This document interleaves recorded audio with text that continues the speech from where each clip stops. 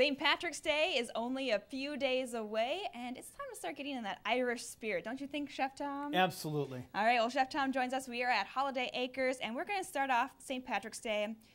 You know, gotta get going in the morning. So you need to get your base with your bread and then start right into the Irish coffee. So you're going to show us about a traditional sort of Irish breakfast food and then show us how to make the traditional Irish coffees. So let's start out with this. This is called the Irish soda bread? Correct. Okay, so what is the story behind this? Well, the story behind this is you're dealing with a traditionally poor country. The Irish soda bread is a very hearty bread, something that you can make up in the evening. The next day you wrap it up into a cloth or whatever, and you tuck it in your pocket, and it'll just keep you fed throughout the day. And it's a bit of a drier bread? It is. Okay, and the traditional version would usually be plain, but if you have berries or raisins or currants, you can add that into it? Absolutely, and it definitely adds a different dimension, a new element, more flavor. This particular Irish soda bread we prepared with orange zest and some raisins, and it can be paired with currants, any type of a dried fruit, which would be traditional to that country. All right, well, start off with your bread, and then it's time to move right into Irish coffee, I think, on St. Patrick's Day morning. What better way to wake you up? You have to have Irish coffee on St. Patty's Day, and like they always say, you can't drink all day if you don't start in the morning.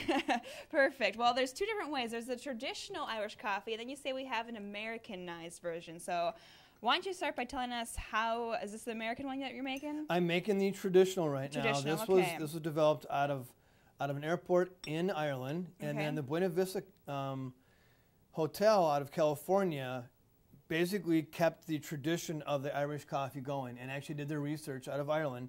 And this starts with 2 tablespoons of brown sugar, some fresh coffee. That's a lot of sugar in there. And then we top it off with some Jameson. And then, last but not least, stir in our brown sugar. So it incorporates it wonderfully well. And then you have to top it off with a dollop of Irish cream. Yeah, that looks delicious. So this is the traditional Irish way to make the Irish coffee. It is indeed. Now the non-traditional way, which has been developed over time by either Bailey's or whoever else, your Jameson. I prefer Jameson versus Bushmills, just a personal choice. Coffee. And then, as most people know, a traditional Irish cream to top that off.